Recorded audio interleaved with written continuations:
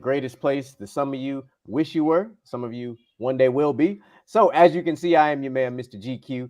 We got DJ Micah B down there on the bottom. And of course, we got us a special guest over off to the side. You want to go ahead and tell the people who you are, my friend? Hey man, it's your boy Troy, FTSL Troy. Thank you guys for having me, man. I Yeah, man. appreciate this, man. Yeah, man. We've been bragging about you. We actually talked about y'all's pod quite a bit on the last Yeah, episode. boy. We I was like, hey appreciate man. that. Yeah, because I've been telling him about all the experience that I've been having since been being on there with y'all and how great it is. And so Troy here is the other NBA brain. So you two will hit it off perfectly when it comes to There we go. all things Yeah, NBA. I'm a big NBA guy. So Big NBA guy.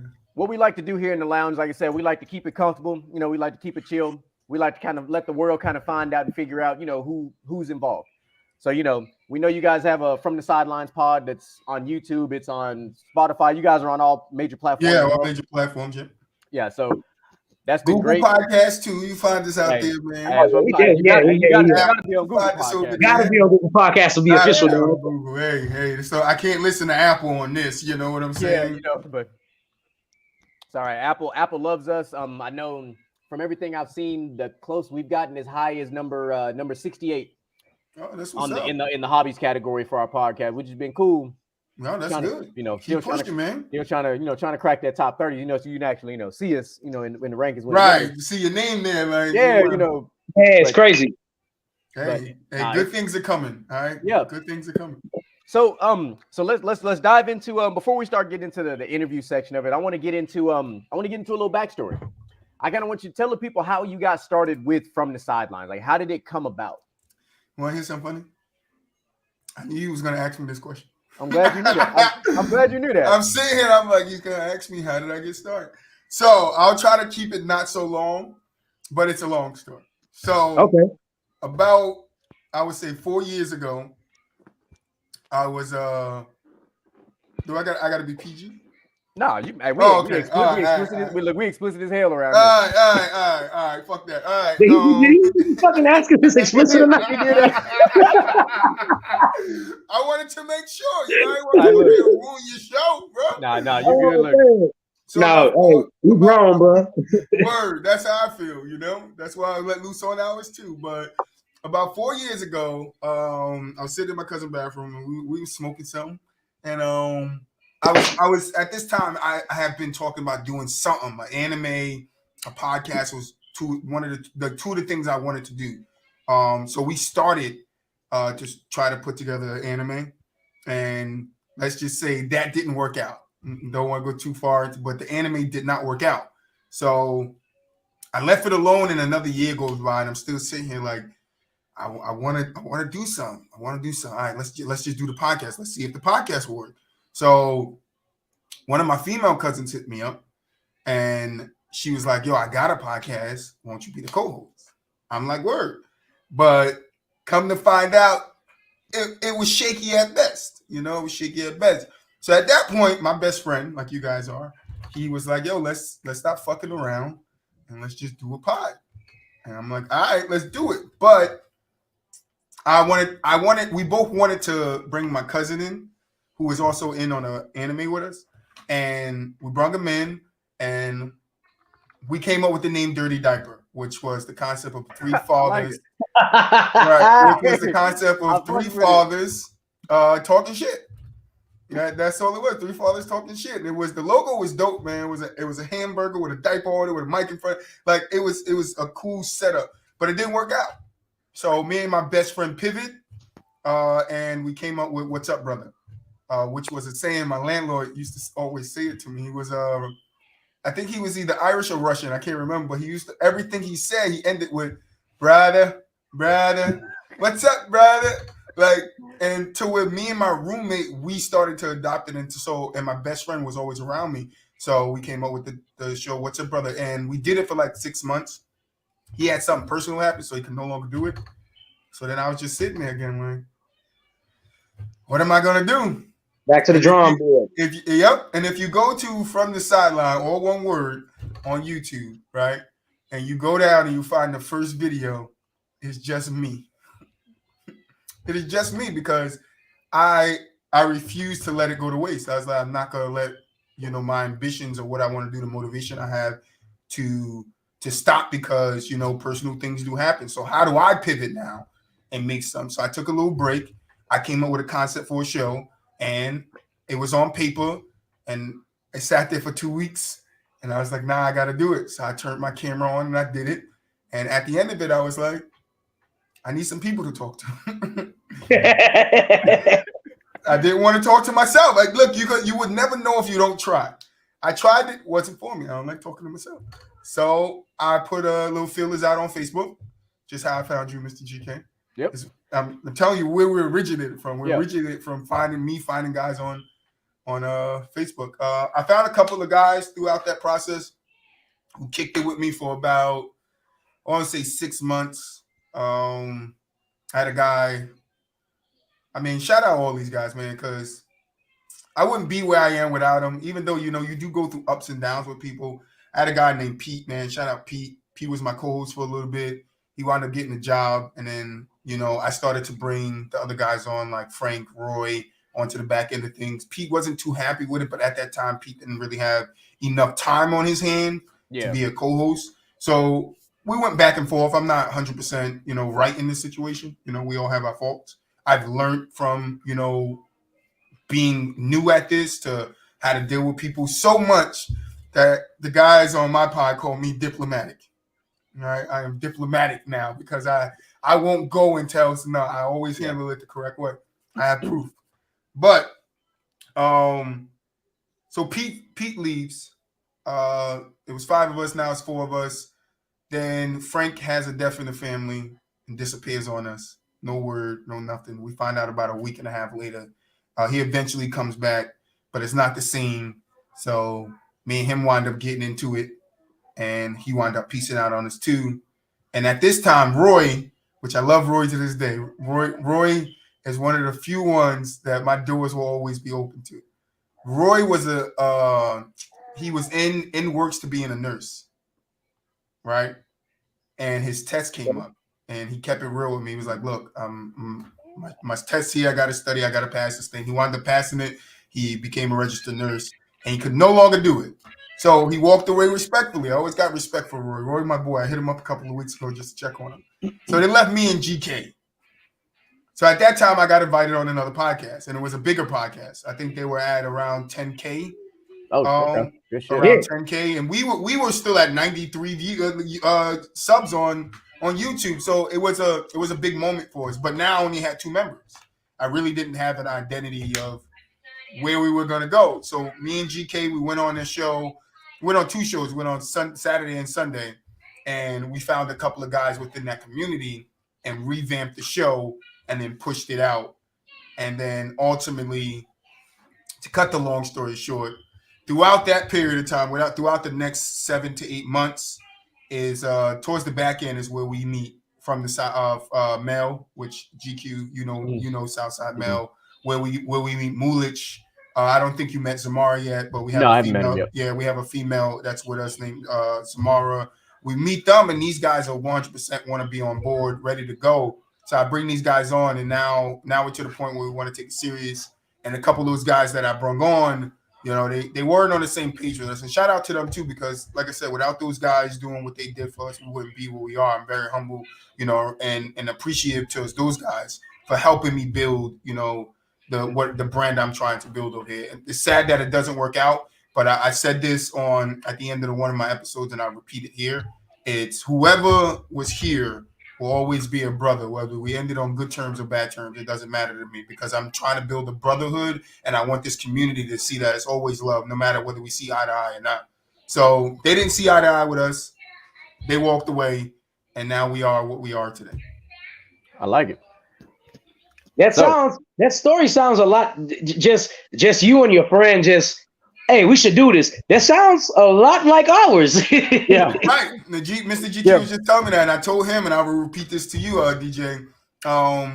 Because I wanted to start with my best friend and things did not go as planned, it made me, you know, happy when he did say, like, me and my best friend wanted to do this, and we did it. Because, you know, even though me and my best friend did it and things got away, I could tell just by meeting Mr. GQ that you guys are going to keep pushing this thing and pushing it and pushing it. Oh, yeah. That's all you can ask. So, shout out to you guys, man. Yeah, no. So and like I said, so when he found me, like I said, it was on that Facebook group I invited you to, the podcast Yep, promotion, yep. whatever. He had pushed out a blast like, hey man, I'm looking for guests to be on there, and I was like, I went back to my roots. yeah, you So know, I'm just Why the going, hell yeah, not? for a long time, like having the other guys on, my identity shifted.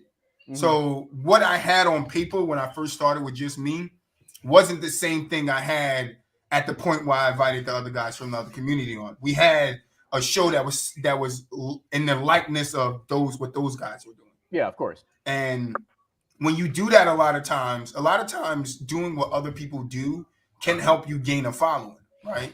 But it's also tricky because you have to do something better than them, right?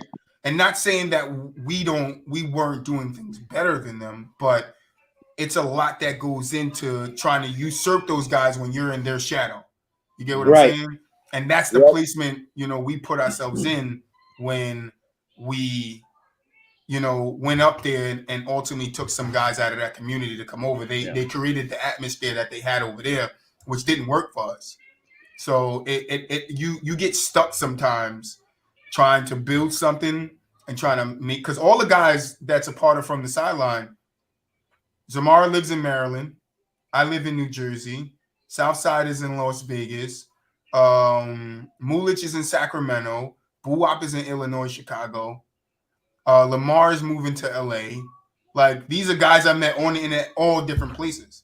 So not only are we diverse, but we're from all different likeness of the earth, which brings something spectacular together.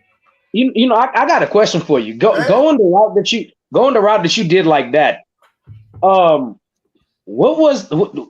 did y'all use to build chemistry? Because I've watched your show. Mm-hmm. I've watched y'all show now ever since Mr. GQ been on. So and y'all have hella chemistry. So I want what steps did y'all take to build the chemistry? Because it seemed it just can't be random. It's like, this is the guys that mesh. No, but the crazy thing is you will never know until you sit down with the guys. So as the they like saying this, I hate saying this. I always say it's our podcast. But me as the leader, right? Me as the front guy of it, I have to be able to scout talent. Right. I have to be able to scout you, and Mr. GQ, you know this, and I'm pretty sure DJ, you have to be able to scout guys that your personality meshes with. So you'll invite a lot of people on. Like, I invited this guy named Tyler on. Shout out to Tyler. But all Tyler did was agree with everything that me and I forgot who else was on with us. But he just agreed. He just kept saying, yeah, I agree with you. Yeah. And it's like, yo, that's not going to mesh. But when you meet somebody like Southside, right, that can talk in logic, right, but also he lost his shit once, but that can keep his composure and articulate his points, yo, I can work around that. I could give you, like, it's like acting, right? I always tell them, you got to learn the value of entertainment, right? 100%. You got to learn the value of entertainment, because it could be something that's that could be so entertaining, but one of us got so mad that it wasn't entertaining. It was just like, oh, damn, like, but we could have made it something so beautiful. We just kept our heads. That's what you find in these guys. So that's what I look for. Always look for how they talk, how they respond to somebody disagreeing to them.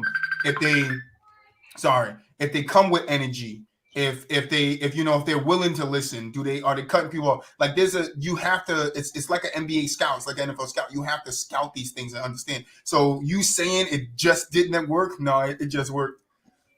It did. It's like, and I always tell them I'm a good judge of character. Now, sometimes I got it wrong. Like the guys that left, sometimes I got it wrong.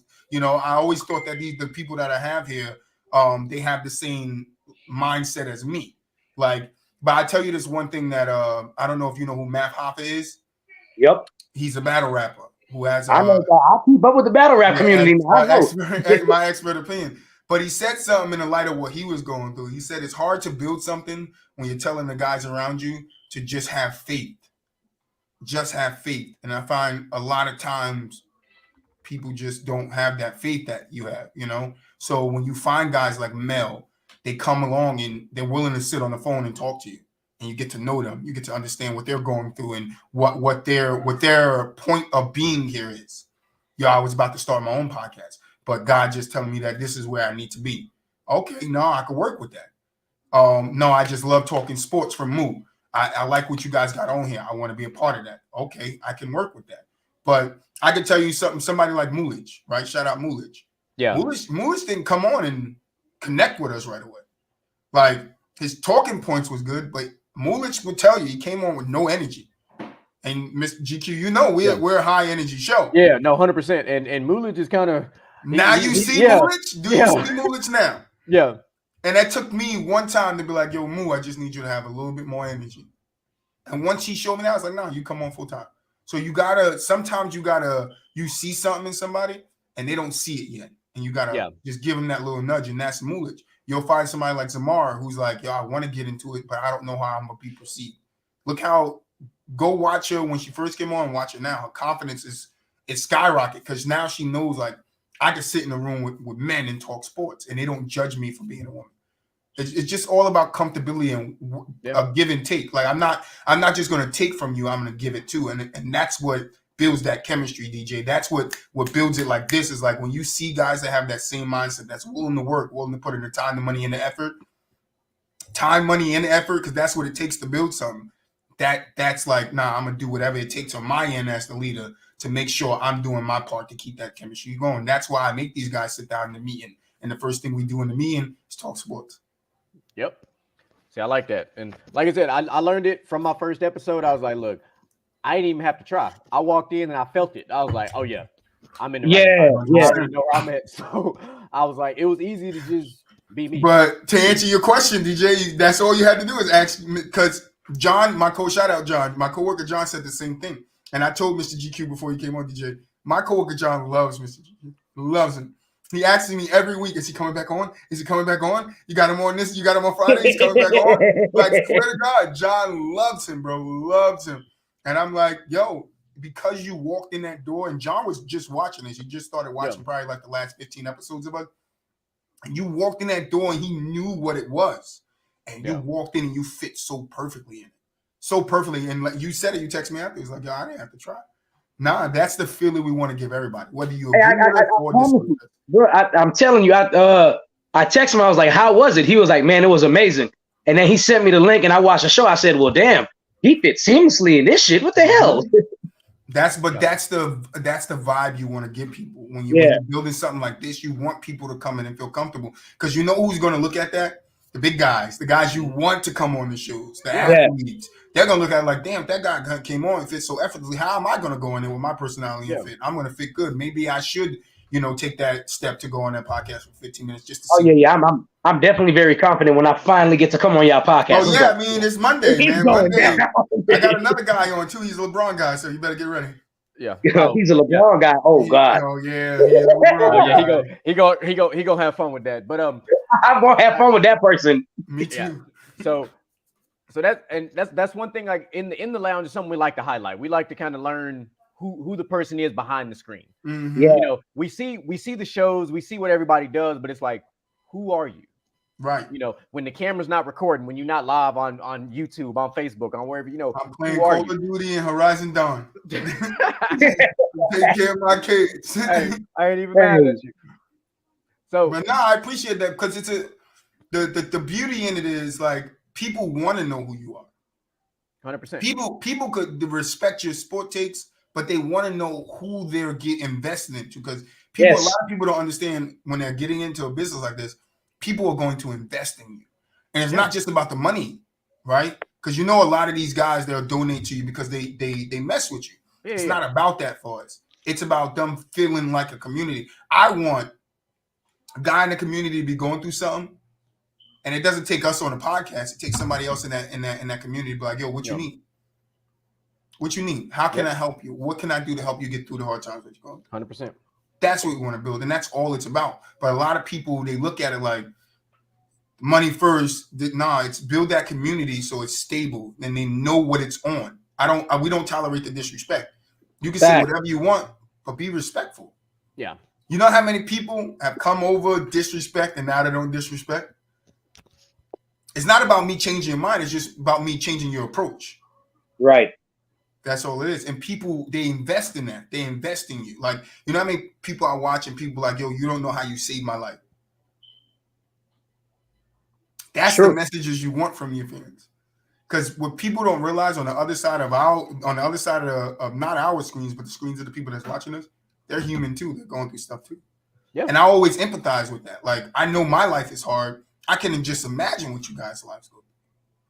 Yeah, and that's why we love what we do. Like when we do the pod, like we have a group. We have a group of people. They always like, hey, bro, what's going on? We ain't see the pod come out on Thursday. Like, what's going on? Like people at work, they drive all day. They're listening to the pod. Like that's how they get through their day on a Thursday. And it's like, because of what you guys do, whether y'all talking about sports or like season 1 was probably one of the craziest things we ever did because we was all over the place.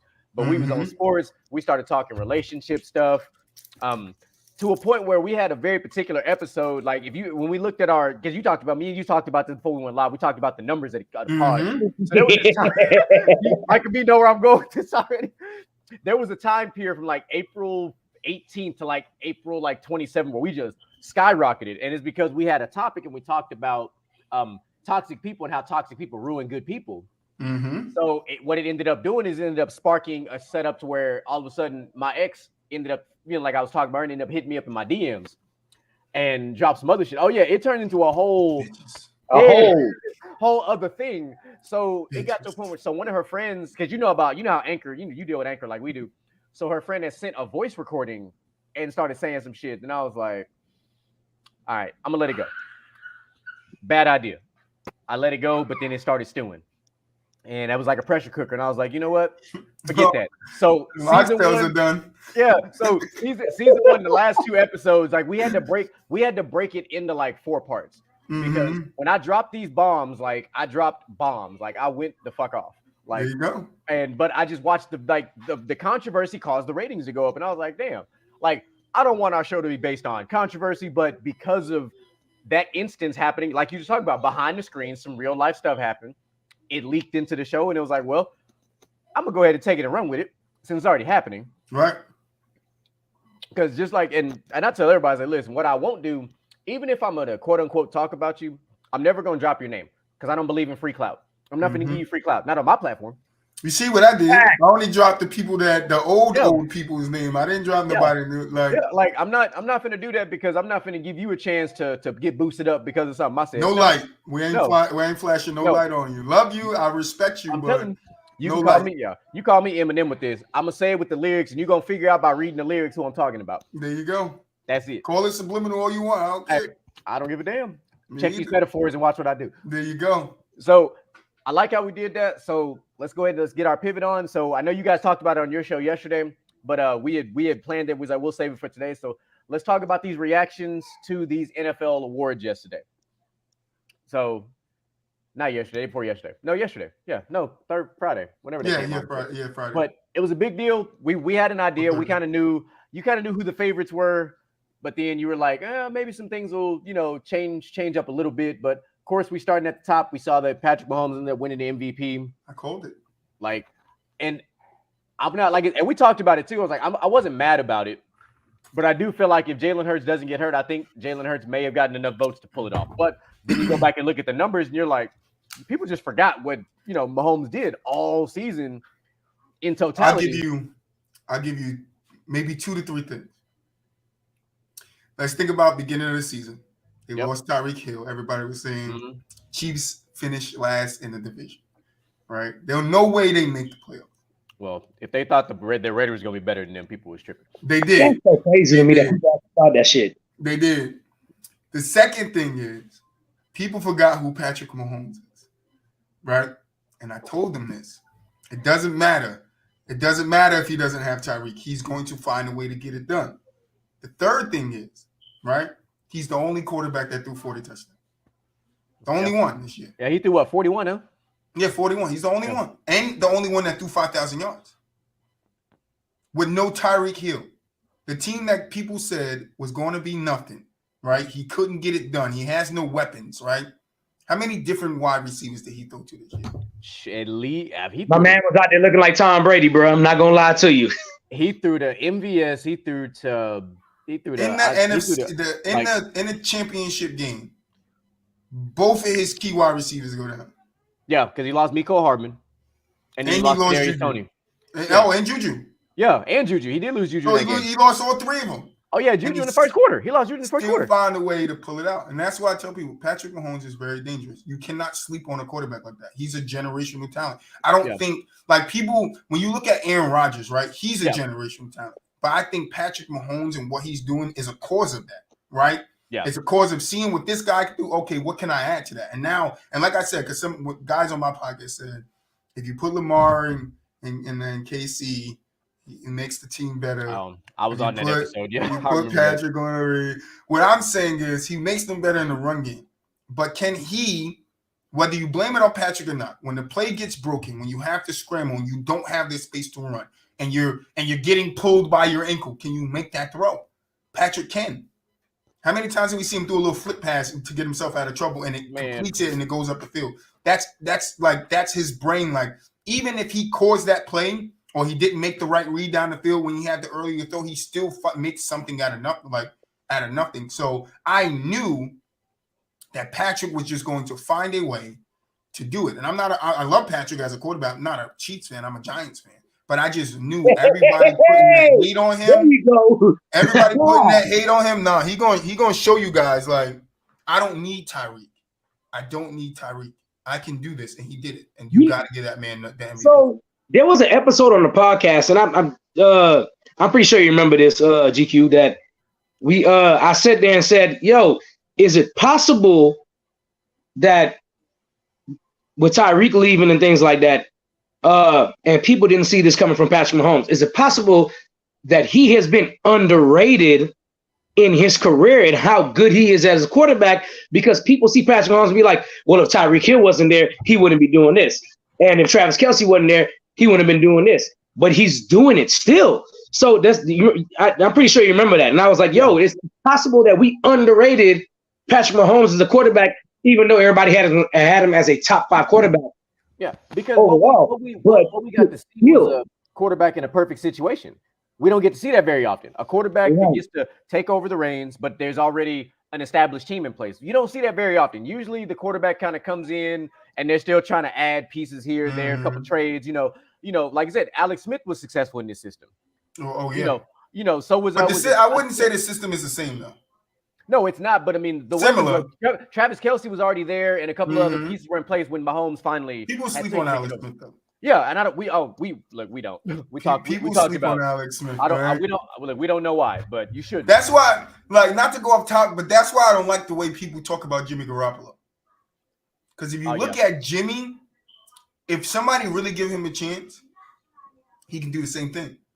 Oh, we're high over here on Jimmy G, bro. Right, we on team Jimmy G right now. You could call him a dink and dunker all you want, but most quarterbacks dink and dunk. Yeah. Most of the game is dinking and dunking. 5 yards, 10 yards of dinking and dunking. And running back on the flat or curl. There's dinking and dunking all over the place. So you could say he's that. He puts the ball down the field. But even when he's getting short yardage, he does it so efficiently. Right? If the game wasn't blown off the lid, right? And they put Jimmy in it, 14-3 or whatever the score was, I think Jimmy goes down there and puts some points on the ball and makes it a game. He finds a way to get it done, especially with all the weapons that's around him. 100%. People, he's a game. He's not even a game. No, he can manage a game.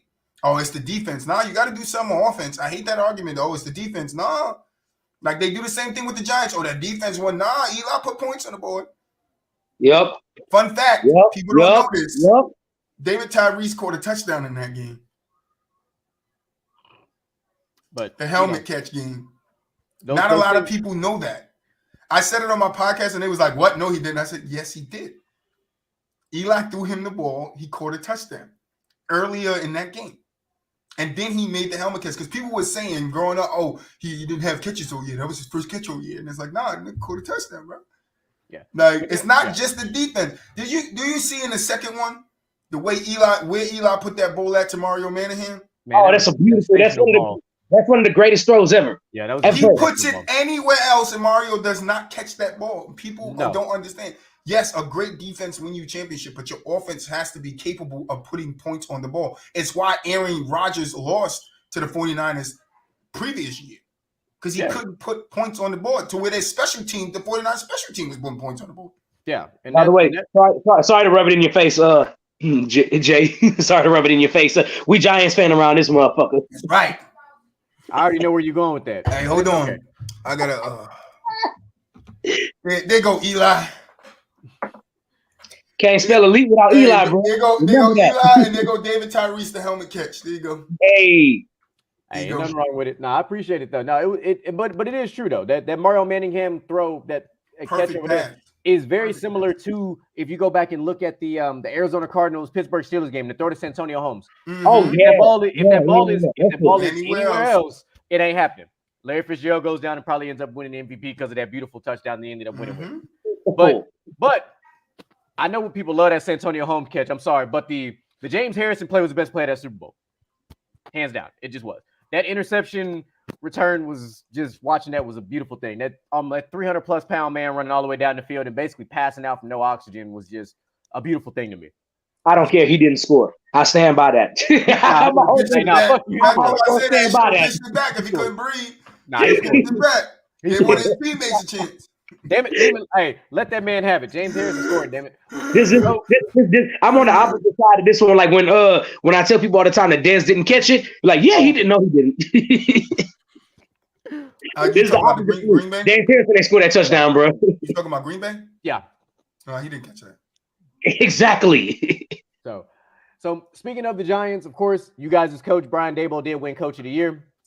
I'm happy about that. I wasn't opposed to it. I thought it was great because you took a team from No wide receivers.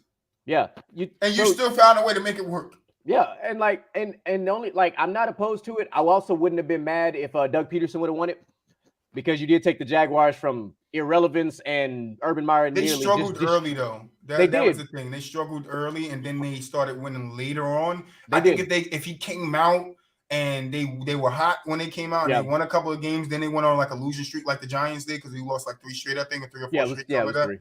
And then we got back to winning to where we secured that spot. If it was something like that, then I could give it to you. But for Daboll to be his first year, to have the offense he thought he was going to have not even produce the way it is, all you really had was Danny Dimes and Saquon Barkley. 100%. That's it. And a healthy Saquon at that. Right. And I was talking about trading him at the beginning of the year, and I think I'm about to be right back on that sentiment in this offseason. I don't disagree. Yeah, I'd say, you got to get a wide value high. Yeah, trade a wide values up. We need a number 1 wide receiver. We can get definitely go out and snatch a Tony Pollard who could take 15 snaps a game running, and we split it with another guy. Like people don't understand the line. I love Saquon, love his ability to run, but his legs are just not it. Yeah, and it's one thing when you have a generational running back, like a Derrick Henry. You don't trade Derrick Henry. No, you don't trade Derrick Henry. No, you keep a Derrick Henry. Saquon, unless you're blowing the team up, then you trade that. True, because you want to give him that Matthew Stafford treatment, give him his respect. He stayed with you, but and I like Saquon. I do. I don't put Saquon like I do like a Derrick Henry as far as that generational, because if you ask me who I'm taking in my prime, Derrick Henry could have played in any era of football. I'll say that and been that guy. I think if Saquon Barkley would have been healthier and played a lot more games, people will realize he's way better than Zeke. Oh, I still think he's better than Zeke. He's way better. Oh, he's better than Zeke. People argue it wouldn't be an argument. Listen, I will take this less than 100%. Would not be a debate. I'll take this less than 100% Saquon right now over Zeke. Period. Zeke has impressive season numbers. Don't get me wrong. Like his career's nice career, but I don't. Looking at how Zeke runs now and how Saquon ran this year, I still would have been content. It would have been easy for me to take Saquon. Hey, so hey, Jay, should we bring it up? The comparison that has been on the internet. Should we bring it up? Yes, I'm gonna bring it up because I actually do want to hear what Troy got to say about this. I actually do. So here we have what's going on right now. It's a hot topic. Everybody's comparing Ezekiel Elliott's first 7 seasons to Terrell Davis' first 7 seasons in the NFL. And they keep saying, well, if Terrell Davis is a Hall of Famer, Ezekiel Elliott should be a Hall of Famer. So I want to know what you think because I know where I stand. Let me do a little research real quick. Right. So they said that the 8 years, right? I don't care about the 8 years, right? I hate the thing with sports debate, right? It's moments that that's the biggest thing to people is moments. No, I like to look at the whole career. Like what they do in their whole career. That's why I don't, Mr. GQ can tell, I don't like ranking active players. I just don't. I hate the argument now in today's sports world that we could rank active players and put them above guys that have done more in their career as a whole. Like how we had the Justin Jefferson conversation. Like how people are trying to say Justin Jefferson is better than Jerry Rice. The reason why we can have people have conversations like that is because Jerry Rice is undeniably the best, wide receiver to come. It's like when people talk about the LeBron and Jordan, right? There ain't nobody that people are debating with like that with Jerry Rice. There isn't. That debate comes with 2, 3, and 4. Oh, I never thought about it like that. That's crazy. I've never thought of that. Nobody debates Jerry Rice. It's always if T.O. is better than Moss. Is Larry Fitzgerald better than T.O.? Like those 3 names is the 3 names that come next. People don't realize that. There's not a wide receiver debate like a LeBron, Michael Jordan debate, or people talking about this guy that came along is the GOAT now, like Tom Brady. He can win. No, there's no debate about Jerry Rice. Like no debate at all. Like this guy solidified himself in a time where it's not so pass centric like today.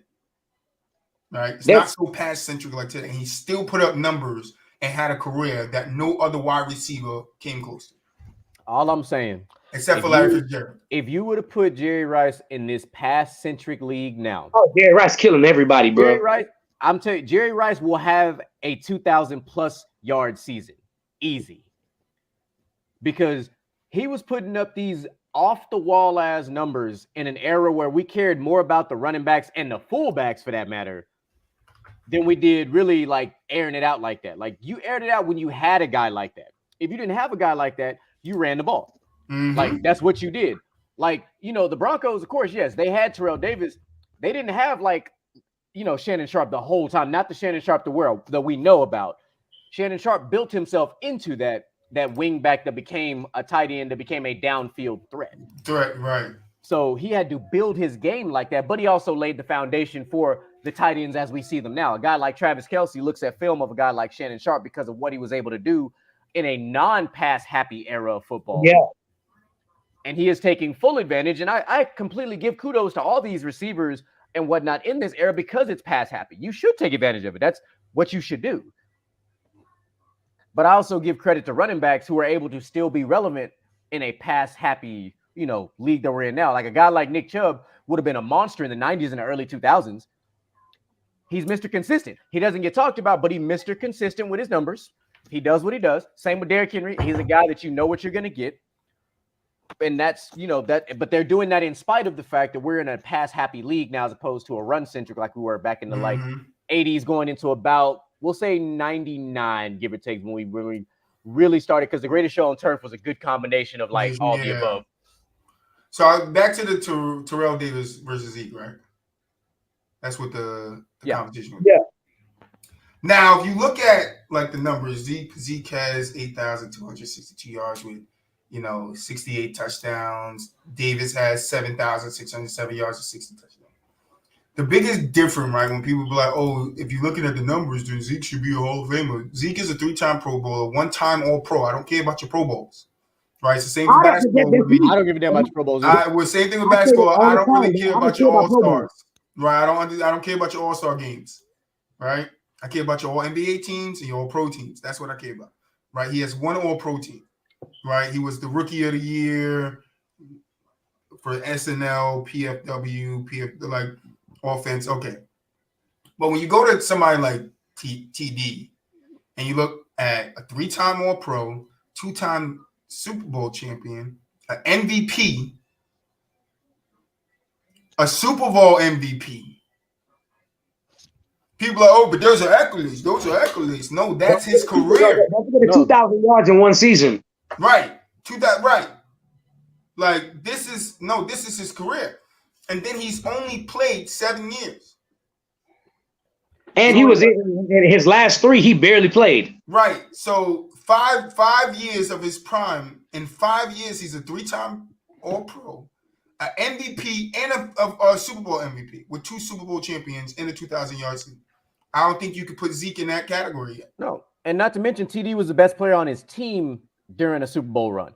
Like, if you look at when they did the 30 for 30 about that Broncos team, Elway talks about it. Shannon Sharp talks. They're like, dude, without TD, we don't get this Super Bowl. They don't talk about Zeke like that. They've never talked about Zeke like that. After his 2,000-yard season, dude dropped off to 4 games. He went from 16 to 4 games, then 5 games, then 8 games. Like, but in the 4-year stretch, it wasn't even 5 years. It was 4. In the 4-year stretch, 4 years, he's 3-time All-Pro, 2-time Super Bowl champion, and the Super Bowl MVP in the Super Bowl. That's crazy. Like, no, I'm not. Zeke is not in that category yet. People see, and that's what I hate about fans. It's like they only use what gives them the edge. Yep. That's the only thing they see that his stats is better than Terrell Davis, so now they think, oh, he can stand with Terrell Davis because he has better stats. And no, you got to add the things that what he has done in those seasons. What did they lead to? Yes, they lead to accolades, but if you're not the best in something or the best at doing it that year, you're not going to get any of these accolades. He was the best at doing something 3 times. He was All-Pro, so that means he's one of the best running backs in the league 3 times. Right? He was an MVP, which means he was the best player. And his peers, and the people around football, he was the best player in the league once, and then he won a Super Bowl MVP, which would mean he was the best player in that Super Bowl. Yeah. Right? You give me that same for Ezekiel Elliott. No. Give me the same for Zeke. The thing with I always call it the casual fan versus the football historian or the sports historian in general. Not all numbers look alike. Right. No. Because here's something that's crazy is like, okay, we know that Andrew Luck had a shortened career, right? Mm-hmm. So if Patrick Mahomes was to retire after Sunday's Super Bowl, he's still a first ballot Hall of Famer. Mm-hmm. Oh, without a doubt. Because of, we talked about it, what he's done in a short time period is, first of all, he's been to the AFC Championship 5 times. He's been to the Super Bowl 3 times. He's working on trying to win a second one. He's won 1. He's trying to win a second one. And he's also been an NFL MVP twice now. And he's been the passing leader twice. So he could literally stop playing after Sunday, and he's going to be a first ballot Hall of Famer. Oh, for shit, sure. Yeah. If Zeke retires today, he's not going to the Hall of Fame. Period. It's not happening. He won't even get consideration in my book. He wouldn't get consideration. He's done nothing to warrant consideration. When I look at other running backs who have played before him, like I don't even know how to describe Zeke. Like Zeke would probably be like the 15th running back I might choose to start my franchise with. Like I can probably still think of other running backs I would use before him. Zeke's best season was his rookie year. After that, the closest. That's what I was going to go to. But it was his third year, and after that. But see, here's the thing about, how we talk about not on numbers, look alike, right? His rookie year, his entire offensive line was an all-pro offensive line. Offensive line, right. The entire Terrell Davis's first 4 years went over 1,500 yards 3 times. Go look at where the Broncos offensive line ranked during those seasons compared to the Dallas Cowboys. The Dallas Cowboys had a top 3 offensive line the first 4 years. The Broncos, that was not the case. In Zeke's first 3 years, he's rushed over 1,500 yards once, and that was his rookie year. Exactly. He's only ever rushed over 1,500 yards. Zeke has declined every rookie year. Rookie season. He's declined every year. Yeah, his yards per game went down after his rookie year. He don't get as many touches no more. Because what do you think they see from this guy in practice that they're not giving him touches? Why is Tony Pollard getting more touches? Like, you understand, Mel says it. Tony Pollard is not a heavy, running back. You can use him 15, 20 runs, but you're not going to run this guy 20, 30 times. No, I don't know. We don't know, but he's not as big as your prototypical running back that would run like 25. But he's elusive. He is very much get down the field. He has big plays, and that's what I'm saying. And he's also he's a former receiver. We forget about that. If Dallas can find the mixture, make the right potion, right, to mix Zeke and him together, they'll have an unstoppable 2-headed monster like the Browns did with Kareem Hunt and Nick Chubb.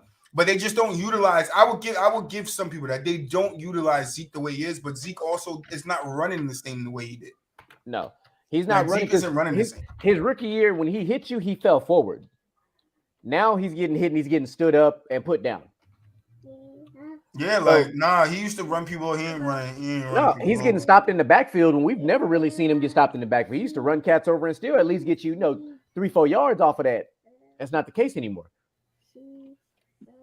And then so moving on down that list. Of course, we had the comeback player of the year being Geno Smith.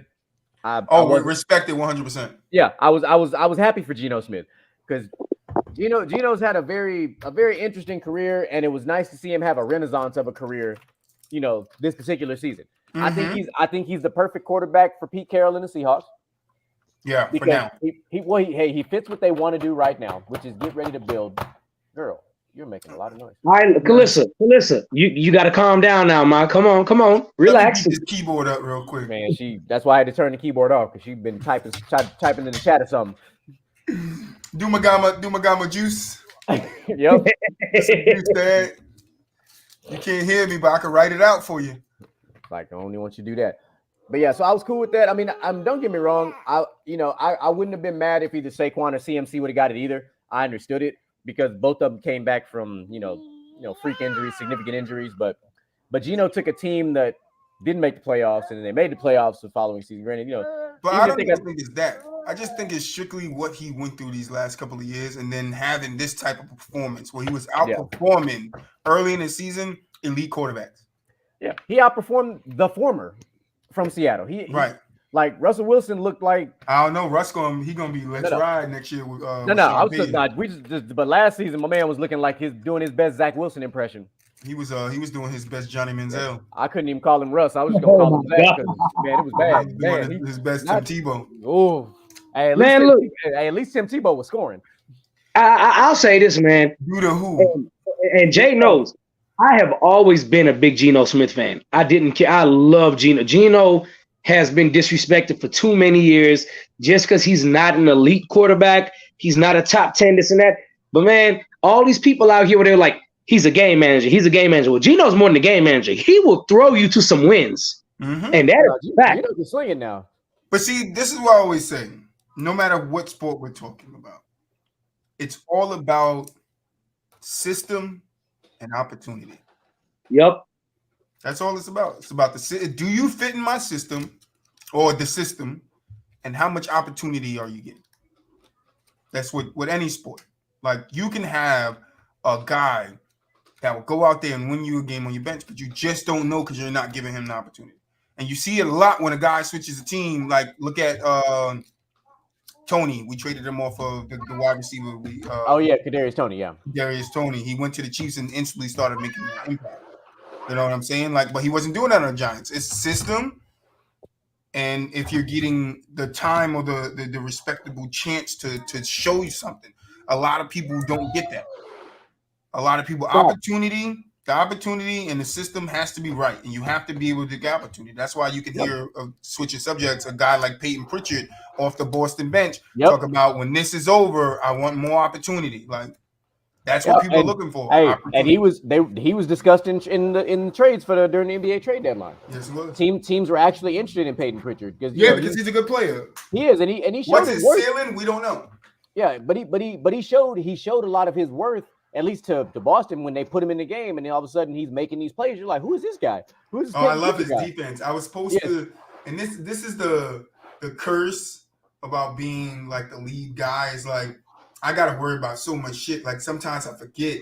I watched the Boston played the Hornets a couple of weeks ago, maybe early last month, back to back. They played one in Boston, I think, and one in Charlotte. And Peyton Pritchard's defense was fire, bro. And I have timestamps on my breakdown to go and clip it at. But I just never got around to clipping it. So now I think I'm gonna write it down right here, and I'm gonna make sure I go put that video together. So thank you, Mr. GQ. Yeah, I got you. I'm here for it. So we go to our offensive player of the year was Justin Jefferson. I mean, you can debate that. You can be happy about it, be upset about it. However you feel about it. I mean, it's fine because if you go look at his. Stats are not everything, but if you look at stats the right way, they can lead you to a guy's production, right? Yeah. We all know Justin Jefferson did get shut down in games this year. We know that. We definitely know that. He also made a couple of spectacular plays, especially in that Bills game. When he took the ball off that guy's hands, when the guy should have just swatted the damn ball away. Yeah. But instead he wanted to try to intercept it. You gotta understand, when it's time to hold them and when it's time to fold them. Yeah. And what I've learned from, and you probably noticed this trend too. What I've noticed that they'll pretty much use offensive player of the year for is for the best non-quarterback, because they, even though they tried to put Justin Jefferson in the MVP conversation, first of all, he was not going to win that MVP. It was not going to happen. So they're like, all right, let's give him offensive player of the year because he's not going to win the MVP anyway. So but like I said, I'm not upset about it. I was upset that they was going to try to give it to Brock Purdy at one point because I was like, hold on, he got a small body of work. Like you can't give that small body of work over a full season of body of work. Like you can't justify the two, and then that was just not going to work. But they were going to try it though. I think excuse me. Based on the numbers, because Justin Jefferson was on pace at one point to break Cooper Kupp's record last year. Obviously, he was on a historic. He was on a dumb pace, but I mean, he's like the third wide receiver to record 18,000 yards and something else. I forget what it was, but he's Justin Jefferson is one of those players where I'm just like, the talent is there and everything is there, and everybody still finds a but. Like, exactly. But. And it's just like, it's annoying. I don't know if it's a mentality or what it is. It might not be his mentality. It might be who he is. He doesn't seem to have that. I'm gonna go out and I'm gonna kill whoever the best player on the field is on defense. He doesn't seem to have that. He seems like he's just a overly talented guy that so happens to play football, and he's one of the best. That's what he seems like to me. Yeah. See, we was talking about it on the pod yesterday, and Mel was like, "Oh, but because I say, excuse me, he caught 128 passes. Oh, but he got targeted 184 times. He average yards target was hold on. Reception yards per target was 10, right? So that means he's getting up the field. It's 10 yards. I mean, and then plus he can give you yards after the catch. But what I said to him is, we all got to stop acting like Kirk Cousins is an elite quarterback. That's true. We know what Kirk Cousins is. We know what the Vikings are going to do. They're going to fold them a lot of times. They ain't holding them. They're folding them. So when you have an average quarterback, when a guy goes down, the backup comes in, what is that backup told to do? Get the ball to that guy. When you throw it, you just throw it to him. And you give him a chance to catch. That's all you throw it to the best guy. That's what the Vikings do. They throw it to their best guy. Yep. Kirk Cousins is an average quarterback who throws it to his best guy. That's it. Yeah, and me and DJ Mike be talking about it all year. We're like, Luke, the Vikings are the most fraudulent team in the NFL, and it showed in the playoffs real quick. People like, I don't think anybody in their right mind picked the Vikings to beat the Giants, bro. Everybody knew that. We was like, this is the end of the Vikings. We all knew it. We all knew it was going to happen. We all knew it. Because we're rational football people, but yeah. Of course, except for Minnesota fans who probably were like, yeah, this is going to be our year. And it's like, nah, fam, it's really not. No. Because they're similar to Cowboys fans. They're just not as loud. I'll give you that. Because listen, even if somehow, some way they would have gotten past the Giants, they would have got their ass blown the fuck out in the second round. Oh, yeah. Like, blown out. And so I'm glad they lost. They would have got the same ass whooping we got. You didn't have to bring it up, man. Listen, I'm a real fan. We got to ask kick. Oh, no, man. We got to ask kick. It's all good. Yeah, there's no way to check it, DJ. There's no way to check it. But the Vikings defense is terrible, so they probably would have got it worse. For sure. At least the Giants defense was at least above average. Yeah, they didn't have a really good offensive game. The Vikings defense, really good the Vikings secondary was ass. That's why they hired Brian Flores to hopefully fix that. Their secondary was straight ass, though. Oh, that's what he at now? That's what he just got hired at? Oh, okay, I didn't know that. Yeah, that just happened 2 days ago. Oh, okay. What? Yeah, What? Whoa. Come on now. Look, DJ Michael B will tell you I stay on top of these news articles, man. I'm always reading. You do. It was ridiculous. So Brian Flores was being linked to Arizona, and then all of a sudden Minnesota called because him and the head coach have a relationship. Mm-hmm. So he ended up over there in Minnesota, and now he's a defensive coordinator in Minnesota. It was like, listen, Black Floyd, we understand what you went through with the Dolphins and what they did you and they told you to do. We understand. But look, we're not gonna hold that against you. We want you to come over here, focus on football. Drop the lawsuit, but focus on football. Drop the lawsuit, just focus on football. You feel me? You getting opportunities. He gonna keep getting opportunities, bro. Yeah, because I mean he ended the year on the Steelers staff, so I mean he was Yeah. you know it's not like he didn't have a job. Brian Flores is a very good coach, bro, He and really is. Like he just got used as a scapegoat in Miami. Miami did him dirty. Hey, GQ, take this 150,000, man. Just take a vacation or something. Nah, fam. Don't get us no more wings. Don't get us no more wings. No, I'm doing with Lovey. Wait, was it Lovey? Yeah, Lovey Smith. I'm doing what Lovey did. Going out on a two-game win streak. Fuck your first round pick. You gonna fire me anyway. You gonna fire me anyway. You ain't getting no first round pick. Drop down to 2, ho. That's what happened. I would have fucking been colluding with other teams. But let me just win this game, bro. Let me just win this game. I want the first round pick. They gonna fire me at the end of the game. Alone, dog. let me drop this pick down to about the 5th round pick. Listen. You want listen. Let me beat y'all. Let me beat y'all. All right? Let me beat y'all. I need 5 wins. That's what I need. I need 5 wins and we good. You know what? I am from Houston. Leave my head coach alone, dog. Well, look, they better do right by D'Amico Ryans, damn it. That's all I'm saying. They better do right by D'Amico. I don't trust no organization. They give you a job for 5 years, you be there half a year and you gone. Fuck, they just be giving away money because you still got to pay that salary. 100%. Yep. Of course, defensive player of the year was Nick Bosa. I don't think there's anybody you can make an argument for over Nick Bosa. Well, on that show they were saying Fred. They said a couple of other guys on the show. Fred Warner? Yeah. But even Fred said, Nick Bosa was the best. You can't get it to a guy. You can't give it to a guy that said another guy's the best. That don't look right. No, 100%. Of course, the New York Jets, them punk ass Jets. I hate the Jets. Mr. Saucy. Yeah, so you had Sauce Gardner and Garrett Wilson both win the Rookies of the Year, offensive and defensive, respectively. Sauce Gardner basically replicated what he did his last year in college. Did not give up a touchdown very much. Didn't give up a lot of catches in general. Sauce proved he really got the sauce. Sauce got the drip, bro. He got the grip. For how long? I don't know. Well, that's all I'm gonna ask is for how long, because we can say the same about Josh Norman. Yeah, and we know Jalen Ramsey is done fell off. Yeah, now Josh Norman is most notably being known for Derrick Henry throwing his ass out of bounds.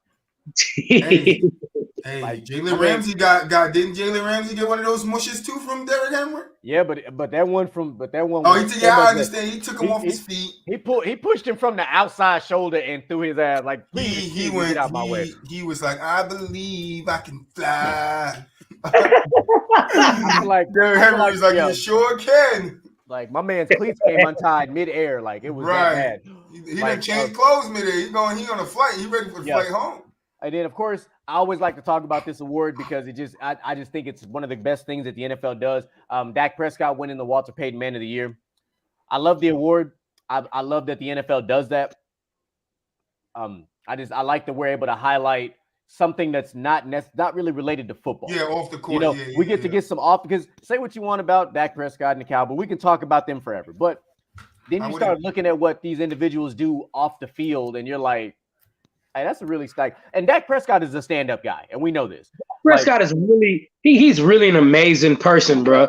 I mean, he's just an average quarterback. He was just an average quarterback. I would have gave it to Baker Mayfield because he was so charitable this year. So charitable. I mean, but so was Derek Carr. Oh yeah, I mean, split it. The coexistence won't pay them, man. Derek Carr, throw Josh Allen in everybody that's so charitable. Hey, all the way so much, because Danny Dons wasn't in that conversation. Well, somebody had said that they could have gave Derek Carr, they could have gave him a defensive player of the year for all the picks either. Oh my god. Because he was sure helping the defense out. Bro, I don't know what happened to Derek. Derek sure looked a lot like David this year. Yeah. Mel goes crazy when I call him David. Oh, he do. When I say it, I'm fucking crazy. Hey man, listen. I believe when I say he plays like his brother, I'm crazy, DJ. I gotta tell Mel this. I'm about to text him right now, but Mel. You ain't gonna like that in the season over and over again. He really did, but like DJ Michael B will tell you, I'm a big component of call a spade a spade. If that's what the fuck you look like, that's what the fuck I'm finna call you. You're fucking right. Like, I'm not finna sugarcoat it. If you look like your brother, which we know your brother being known for being on his back more than on his feet, that's what I'm gonna call you.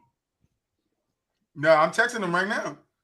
Oh, he gonna Yeah, attack. Texting him right now, like, bro, you a not lot gonna. like I David. said, And you not I gonna tell like you what, DJ, bro.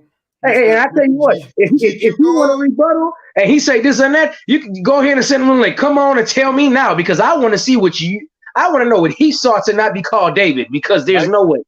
So I want to talk about this because DJ Michael B brought it to my attention this morning, and I don't know how I missed this story. So you actually did beat me on this. You caught me with a sham real quick. But I was thinking because I missed this story completely.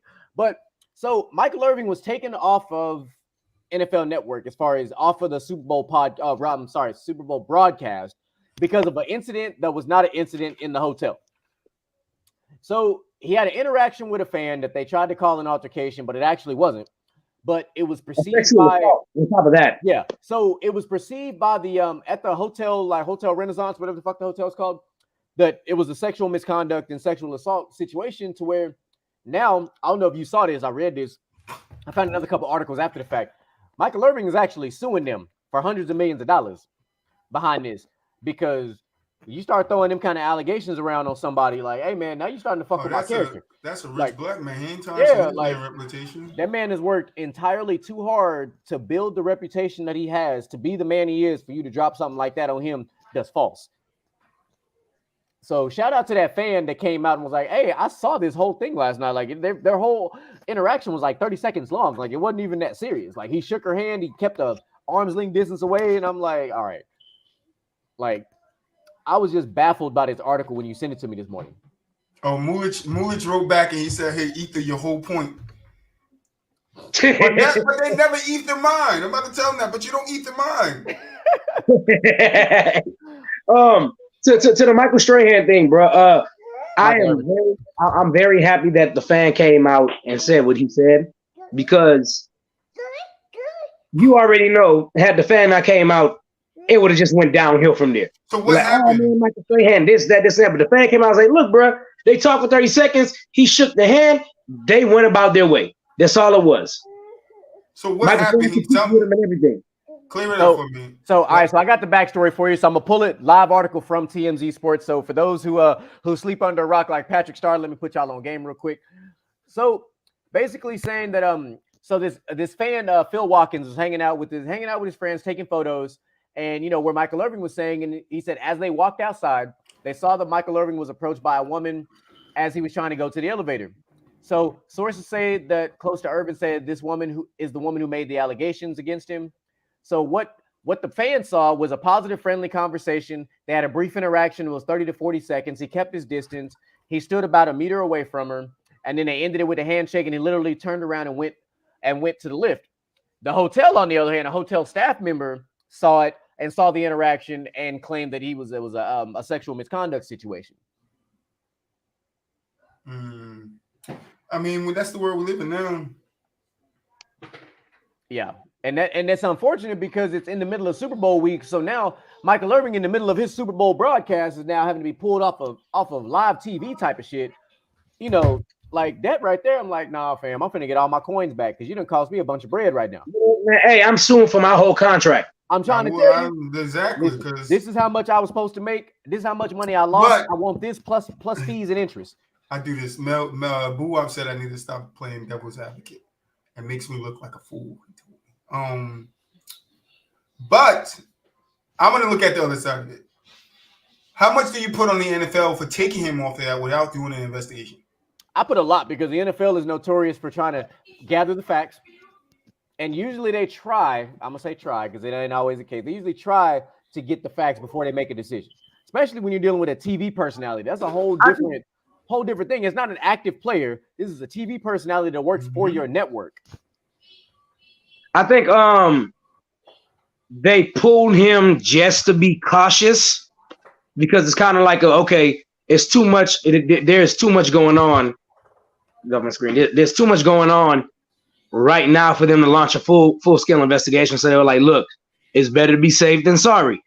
I get it, but that's like shooting out asking questions later. But you already killed the man. Now I was just about to say, yeah. But on top of that, y'all are football historians. Y'all know Michael Irvin obviously wasn't the greatest stand-up citizen when he was playing for the Cowboys either. So they're just trying to cover their tracks just in case, and it's going to get them in trouble because he could sue for it all. He can. He probably and he should. What you're going to hear for the next couple of weeks was if there was a white guy, would they have done it? Unfortunately, that's what they're going to hear. Who knows? Ben got to stick around the whole career. Who knows? I'm just playing. I mean, I'm just playing. He didn't do anything. Yeah, he was innocent the whole time. Ray Lewis didn't do anything either. Yeah, stand up guy. Neither did Ray Rice and Ed. No, Ray Lewis, I don't think did anything though. No, I said Ray Rice. No, I said Ray Lewis the first. That's how I I don't think Ray Lewis. I think his boys did it. He didn't. Fair enough. So, I read it. I'm a criminal justice major. All right, I checked it out. You feel me? I went and looked at the police reports. That's what I did. All right. People don't do their research, man. Yeah. So I had one other NFL topic I wanted to jump on before we kind of start to wind down a little bit. This has been rumbling, but now that it's finally in writing, I'm actually rather intrigued by it. So the Ravens are going to tag Lamar, but they could be tempted to trade him in the offseason if the right offer comes along. Does Lamar have so when it play, because that means the team owns his rights, right? Correct. If they use, you've got the exclusive franchise tag and then you got your traditional. So the exclusive meaning that if he's traded, there's some picks involved. Whereas with the traditional, he can't be. It's just kind of like he's going to get paid. I think right now the tag for that is like 42 mil for a year for the quarterback's franchise tag. So I'm like, so you're going to pay this man $42 million for one season and you still got to pay him a long-term deal after the fact. But they're not giving him a long-term deal. They should, but I don't know if they're going. Yeah, and I understand people are mad at him for turning down at 216 or 220, something like that. Yeah, somewhere in there. I mean, if I saw Deshaun Watson's contract, I would be considering. Yeah, I mean, if I saw Deshaun Watson just get all these massages and get away with it, and he got all this money with all those massages. Now I want some massages and money too. Like you telling me, look, if you don't want to give me the massages, then give me more money. And that's look, I'm saying if I'm Lamar. All I'm saying is my MVP should be at least worth $200 million. This guy done got all those massages, you feel me? All those happy endings. You know what's funny? You should ask Mr. GQ about my damn fantasy football names, dog. Oh man, this man is one of the greatest with fantasy football names. Oh my God, everything is revolved around something Houston related, but it is. Like this year was Houston happy endings and back for massages. That's right, back for massages because he back. He in the back room getting a massage right now. He back for massages. You know when the Browns called, Deshaun Watson like, hey, I'm still gonna be getting my massages. You gotta hide it. You can't do what the Texans did to me and say, bro. Shit. We got you those massages plus $260 million, bro. What's up? Don't worry, we got all the girls you want to get massage from. We make them sign all these papers, all these NDAs. They don't say nothing. And it's guaranteed. Oh, we give them LeBron treatment. I'll be there tomorrow. Here's an NDA for you. Here's one for you. Hey, don't forget my original team name was Houston NDAs. There you go, NDAs. Or rub the A's. That's what they're gonna call them. Rub the A's. Yeah, rub me out the A's. There you go. Because Deshaun, if you stop getting massages, y'all stupid. That guy still getting massages. Yeah. Hey, seriously though, with Lamar Jackson, part of the problem with Lamar Jackson is Lamar Jackson acts as his own representative, and he doesn't have his mother. Yeah. Agent. Yeah. So, they're trying to stick him because of it, and I think he's not. He's just gonna go somewhere else. Because you're gonna see a new age with players. It's like, yo, I can represent myself. Like I can talk money myself. Like, yeah, you want to pay me, pay me. Like I'm not gonna take what you gonna pay me now. I gotta pay this guy. I said, nah, pay me directly. Correct. Guys starting to get like more intellect. Like, nah, why would I go why would I have a middleman when I could just do it directly? And that's what Lamar is doing. What I'm seeing, and I won't be surprised if this happens, is when the NFL goes back to the drawing board and does their next CBA.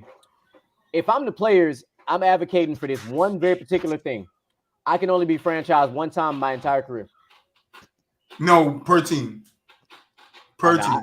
I would say once in my career if I'm the players. I don't want to go to different teams. Then you handicap the other teams though. Like that sounds like a team problem. Should have paid me my money. Then nobody's gonna really stay on teams for too long. Everybody gonna be bouncing around, man. Well, you can only be the NBA, which is fine because the NBA everybody bounces around.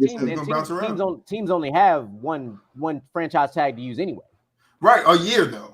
Yeah. But I'm saying, like, if I'm the players, I'm saying that I, as the player, can only be franchise tagged once in my career. No, I understand that. I'm saying once in my career per team. So if I spent 13 years on this team, they can only in that 13 years franchise tag me once.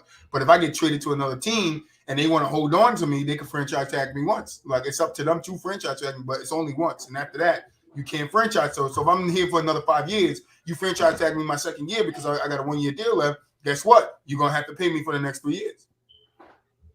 So I'm with you, but I don't think it's just once because then I think you shrink what teams can do with players and their money.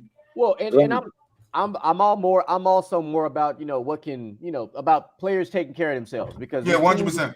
Teams at the end of the day are still going to try to get the best deal, the best bargain, whatever the case might be. So I'd like to avoid that if it all and I hate that for certain players like. Kirk Cousins is a prime example. I'm not saying he should have got the bunch, but Kirk Cousins was franchise tagged twice, back to back.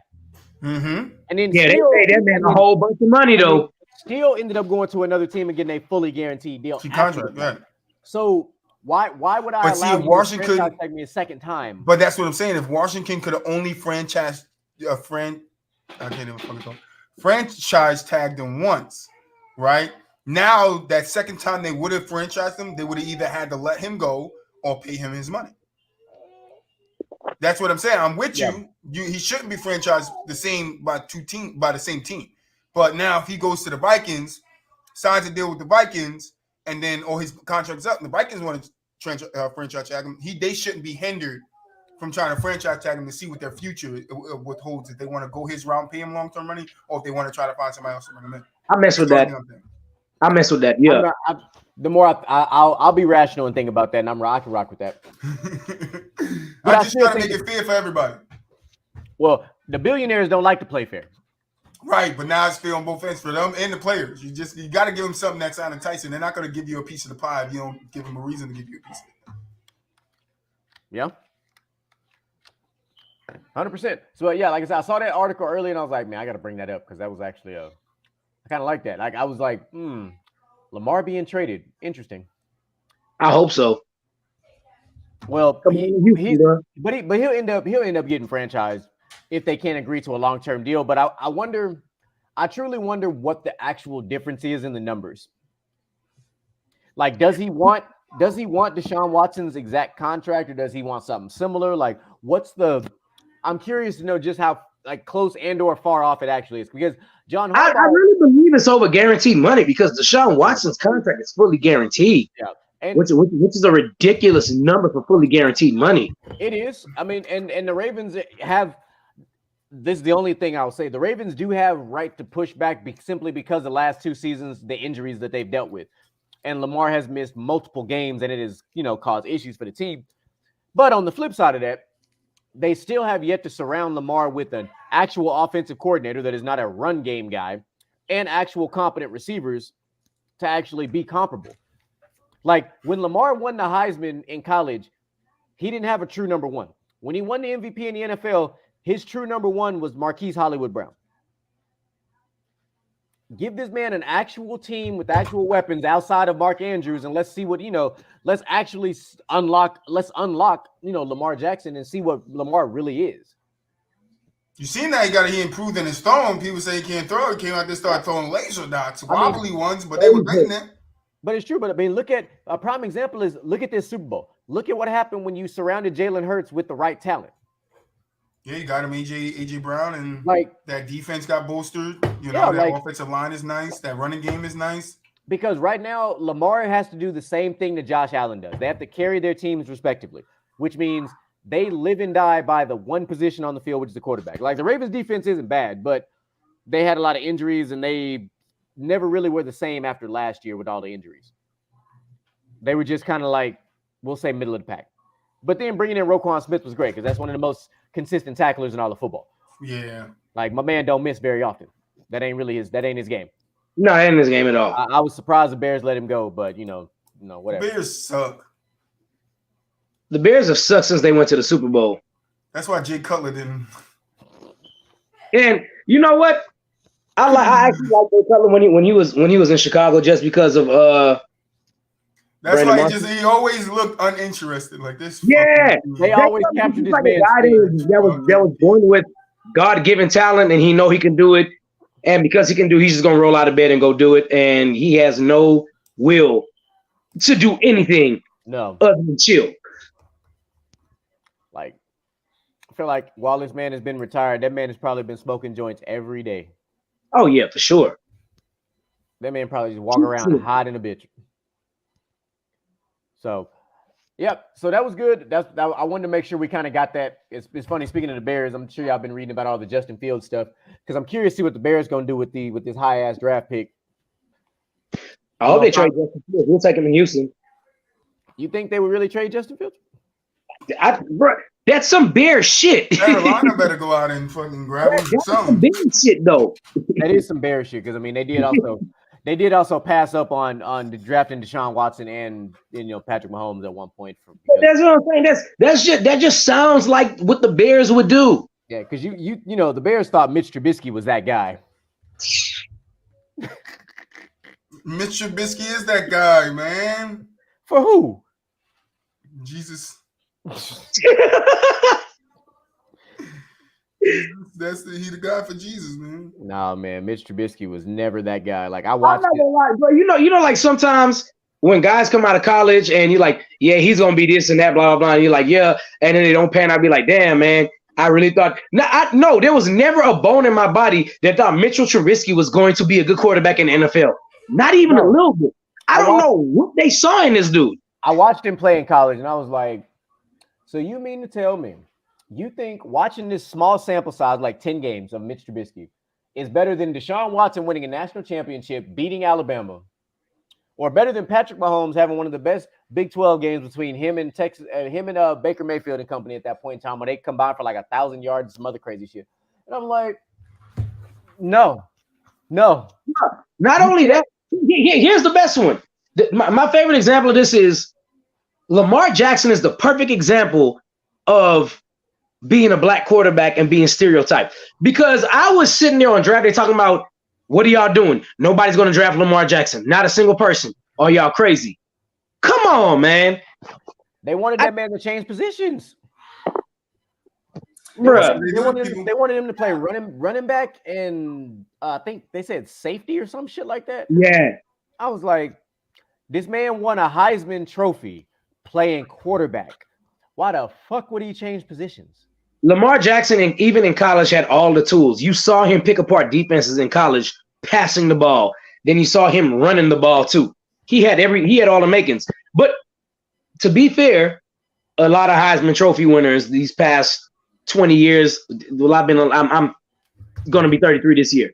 So the past 30 years in my lifetime, a lot of Heisman winners don't pan out. But Lamar Jackson had the right tools you look for in a quarterback. He had good decision making. He didn't just run to run. You know what I'm saying? Like he had the components, and I'm just like, come on, dog. I think Lamar's gonna be great. And there you go. He's been great. Yeah. No, 100%. Give him the money, man. Get him in his flowers. Get him in his money. Somebody gonna give it to him. Because Josh Allen got paid, and Josh Allen ain't got no MVPs. That's all I'm saying. I think Pete Carroll goes after Lamar. Because same thing with Geno. Geno's a lesser version of like a Wilson. He runs and he can throw, right? Wilson could always put those wheels on when he needed to and throw the ball, right? Wherever you want to put him in his ability to do that, you put him. But he won a Super Bowl doing it, right? Just wasn't the Legion of Boom. It was the offense too. Marshawn Lynch and those guys as well. But what was I saying? Lamar to Seattle.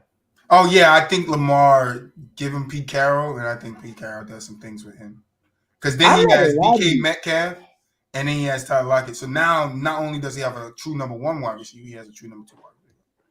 I think you called that. He was like, yo, Lamar will be good in Seattle. I think you called that before, Jeremy. So I've like, been saying it for a little while. Nobody want no.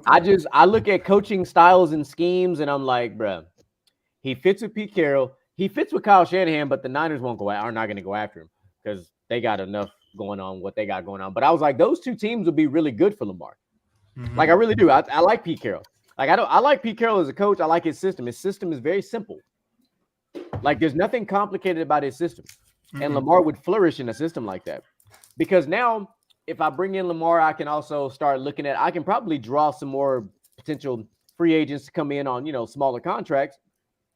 Bolster a couple positions here and there. OBJ over there, because you also remember you have a rookie running back that you don't have to pay for the next couple of years too. So, pieces are there. I think both of y'all hit the nail on the head. I think Seattle is the perfect place for Lamar Jackson to end up if he's not with Baltimore next year. We all know Pete Carroll's a winner. He won in college and he won in the NFL. He won in the NFL first, then in college, then came back to the NFL. Okay. So you're right. But just Pete Carroll is a winner. He understands football. Mm-hmm. Like a lot of coaches understand X's and O's. Pete Carroll just understands how to win in football. And that is a lost trade because there's a lot of guys like, oh, this guy is very good in the offensive coordinator. Let's hire him as a head coach. No, he's good at the defensive coordinator. Let's hire him as a head coach. No, a head coach has to know how to win. Pete Carroll, anywhere Pete Carroll has won, he's been successful. Mm-hmm. And that is a rare trait. If you go back and forth between college and the NFL and you just win no matter where you go, you understand football. You get it. And that's Pete Carroll. And Lamar Jackson's one of those as a quarterback gets it. And I think there'll be a match made in heaven. It will be beautiful. And not everybody can do that. Not all coaches can win in college and in the pros. Nick Saban is a failure in the NFL. For example. Like Nick Saban and Urban Meyer are failures at the NFL level. But both Harbaugh brothers are good at the NFL or college. Doesn't really matter. I think I ain't gonna lie to you. I would love to see what a coach like Andy Reid could do at college. I would too. I think that with the right team, I would love to see what Andy Reid could do with a college team. Like I think he could do something nasty. I think because Andy Reid is so innovative on offense. Depends on what college team though. Yeah, 100%. But he's so innovative. He can have so many. I'm with you because the schemes you can draw up in college is way more than what you can do in the NFL. Yeah, I'm with you on that. But he would be like the perfect Pac-12 coach though. Oh, for shit, sure. Yeah. I think Pac-12, ACC. I think those would be two places he would be Big Ten maybe, but definitely Pac-12 and ACC for sure. Yeah, I can see that. He's a very good coach, and people don't give him enough credit. They should. He's playing against his former team who he had a long coaching tenure with. Like it's not like Andy Reid is a very successful coach. Right? Like I think Philadelphia understands now that you just once Andy Reid left, it was like you don't understand how good you have it until it's gone. They are the perfect example of that because after Andy Reid left, they were trash till Doug Peterson came along and revived them. Like you talk about how good did you have until it's gone. Yeah. So when you talk about the NFL's most winningest coaches, like Andy Reid is right behind Coach Belichick. Like this is not uncommon. This what we're seeing is what we've been seeing from Andy Reid's entire career. And we forget, Andy Reid is from the Mike Holmgren coaching tree, which had a very successful coaching tree. Yeah. And Andy Reid is developing a fairly successful coaching tree as well. So it's like, if you know anything about Mike Holmgren from back in the day, like Mike Holmgren was a damn good coach. Yeah.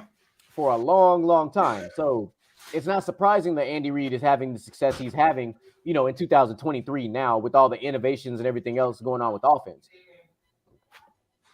Yeah, Fact. I agree. So that wraps up at least everything I've got today. DJ Michael B, you got anything else you want to talk? I do got something I want to talk about. I want to get you. Look, I know we primarily talk about a lot of football today, but he told me you were an NBA head guy too. So here's what I want to know, because I asked him this on the podcast, right? out of all the trades that happened at the trade deadline, because there was a lot, what do you think is the most underrated?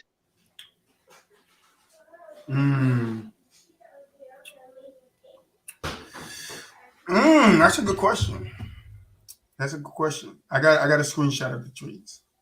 Let me get the photo real quick. Yeah, hey, look, you had to screenshot them because there was so many of them. There was a shitload of them. Like trying to keep up with all them trades was like I showed him a picture of my phone. I was like, bro, this has been my phone all day. And the messed up part was I forgot my phone at home that morning when I went to work. All right. I went to lunch and grabbed my phone at like 3:00 and my shit was blown up. So I have 3. Okay. I'm gonna go from least to the most underrated. Okay. Jay Crowder to the Bucks. That was one of mine. Yep, for we sure. talked about that one. Yep.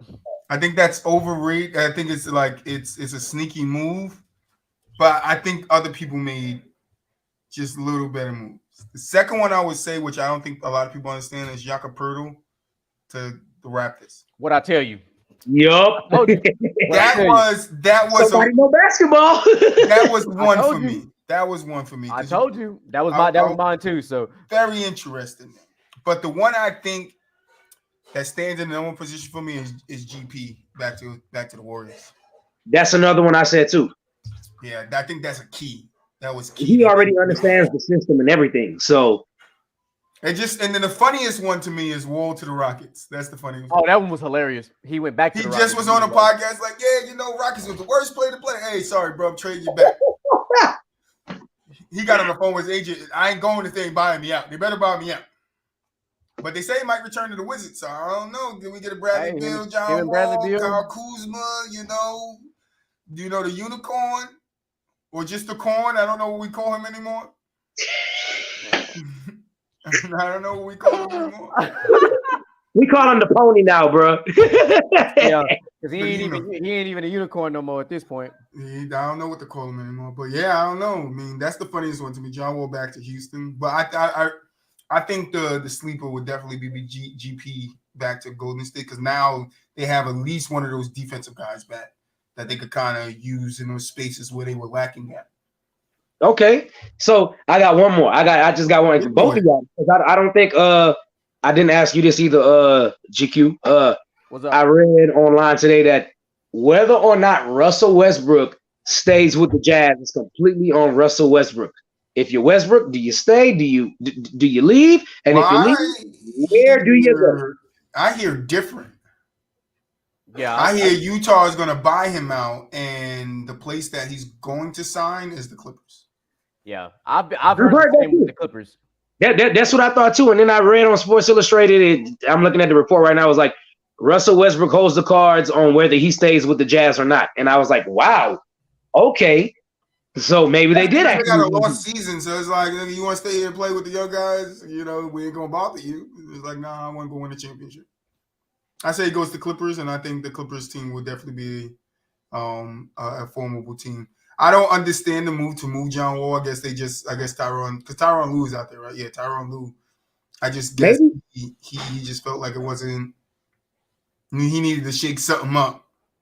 I think maybe internally John Wall asked to be like kind of moved or released just because he feels like he's still a starter and can go get it in his mind. Which I'm not against because when John Wall played for the Clippers off the bench, John Wall was freaking fantastic when he was healthy. Yeah. He had a couple of 2010 games as a sixth man. So John Wall can definitely still play. But I think he still ranks himself in his mind. He's going through that. He actually is. He's going through that Carmelo syndrome. When you're that high, you can't picture yourself being here. And it's like, at a certain point in your career, like everybody cannot be LeBron and starting at 38. And you gotta accept your role. Russ is in the same boat. He's got to accept that, all right. He accepted it though. On the Lakers, he said, "Okay, I'll come off the bench." He accepted that role, and I thought that was going to be a big problem for him. Except right before, I don't know if you saw the article, before he got traded, he had a falling out with Darvin Ham because they were trying to sub him out, and he was like, "I'm not coming out," and they actually got into a whole thing on the floor. But you know what though? I actually agree with Westbrook in that game when he didn't want to come out because Westbrook was hot. Why would you sub out your hot player? Because he's the only one out here balling. Right. But I mean, that could be inexperience as him as a new coach, or it could just be they knew they were going to trade him. Yeah. Because I mean, I heard a lot of stuff from Boston fans. Oh, Brown's not playing. They're going to trade Brown. Brown's got to be sitting out. Pritchard, they're going to trade him. Like, first of all, you are not trading Jaylen Brown. Like, it's not. Well, I think Boston has already made a decision on if they have to keep one or the other. They're keeping Jason Tatum. So hey, look, and that's fine, but that's gonna be a mistake. But that's not. We've been on the same wavelength with this forever, bro. You and I have talked about this quite a bit. Like, bro, Jaylen Brown. If give me a choice, I'm taking Jaylen Brown. You give me a choice, I'm keeping them both. They both work good together. They're great tangible together. I don't see why people want to break the two up. They got to a finals last year together. They won 2 games. They could win 2 more if you give them you just got to let them get some more experience. I don't want to let either of them go. I'm sorry. JB might be the best or the second best two guard or whatever you want to call him in the league right now. But Jason Tatum is a superstar. So there's no way with those two having that status that you can let JT go over JB. You would have to let JB go. I think Boston is on I won't say on a surge, but I think they are one all-star big man away from running the league. And it's unfortunate Al Horford isn't a young player like he was with Atlanta. If Al Horford was what he was. We had young Horford. Yeah, he would have did double the Giannis what he did to him in the playoffs. Well, the other problem you run into is that Williams wasn't healthy. They're young big. No, that's another thing I would say. Because I like that kid. Like I like that kid a lot. Right, I would say that wasn't healthy. If you look at when he's healthy and he plays, we are one of the best defenses in the league. So we have our big man. It's just he can't stay healthy. He's a great rim protector. He changes a lot of shots down low. You know, he can't really guard the perimeter, but what a big man do you expect to really guard the perimeter? It's not. No, if you look at the scope of what a center's supposed to do, guard the perimeter is not one of them. Yeah, so and he can definitely chase down but from the back blocks. He can get back on play. So he's a good center. He just needs to get healthy. And if he does not get healthy, then we need to go find somebody. I like the Mike Muscala because he's a 3-point shooter. And in the playoff, if you get him minutes, he's definitely going to space that floor and be a threat from 3. And he's very efficient too. So. Yeah, but when I seen Toronto pulling that Pirtle trade, I was like, I see what they did there. Yeah, that was a glaring weakness that Toronto had was center, and they're like, let's just go get us a true center. Let's go get a true center. Move Siakam to the 4. Yeah, like because Siakam is very similar to Bam Adebayo in Miami. Like they had him playing 5, but they're truly 4s. Right, because that's what the league is today. Yeah. You have a bunch of small ball, an athletic 4 who plays 5 because you have a smaller lineup because you want more athletes on the floor. You want to be able to space the floor and not your big man get caught out in space. But it's like that's a part of basketball. Like people would think Rudy Gobert is a bad defender on the perimeter, but it's just he's not. He's not a bad defender on the perimeter. It's just that's not his strong suit. No, he's a rim protector. His job is 2 feet away from the basket, not 34 feet.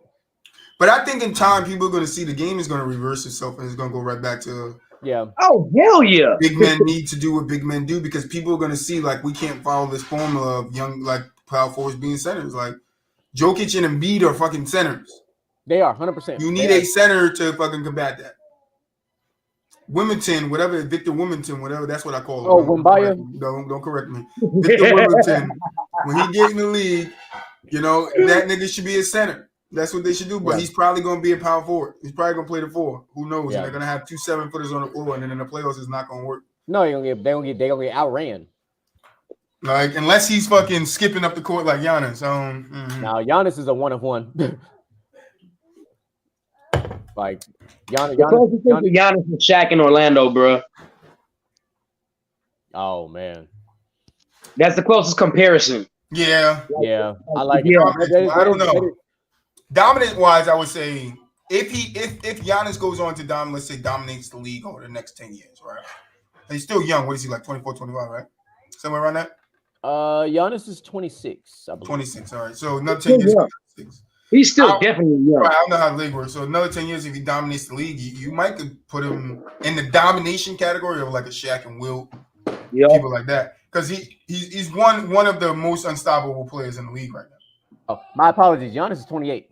Oh, 28. Wow. Okay, yeah. So 38. Yeah, he'll be like LeBron's age. So another like 8 years, six. Giannis got another eight years of good years. We're talking about good years when he's going to be able to do what he still does. I don't know where his drop off is going to come. You know, we done seen, Kobe's drop off. We could say MJ had a drop off, which he really did. With the Wizards. Right. You could say that was a drop off because he wasn't scoring the way he was scoring. LeBron is the only player where we're just like, this nigga still hasn't had a drop off offensively. It's ridiculous. Oh, sorry about that. LeBron hasn't had an offensive drop off. Has he had a drop off as a player? Yes. And real basketball people know that. 100%. He's not as fast. He's not as quick. He's not as good. He was the same. He's not as good. Like, he can't put the energy on in defense the way he is. But people don't want to talk about that. It's like LeBron fans go crazy, bro. Like, I posted on Facebook in one of these forums the other day just to fuck with him. I said, damn, Michael Jordan never said he was the greatest of all time, and neither did Tom Brady. Oh, they lost their minds, bro. Lost this one dude just kept commenting. I'm like, yo, bro, like, why are you so mad? Like, you responded to everybody's shit. Like, why are you mad? Like, calm down. They get mad when you give them a fact they can't refute. Then I told him, just show me. Just show me what MJ is saying. Everybody keeps bringing up the OJ Mario thing. No, he did not say I'm the greatest player of all time. That's not what he said. He told OJ Mario, you are the greatest. He said, you are the best high school player, but I'm the best in the world. That's what he said. And when did he say that? Was I think in 98. I think it was in 98 he said that. In 98, he did not say, I am the GOAT. I am the greatest player of all time. Nobody started saying that shit, and that shit didn't come about until LeBron started doing it.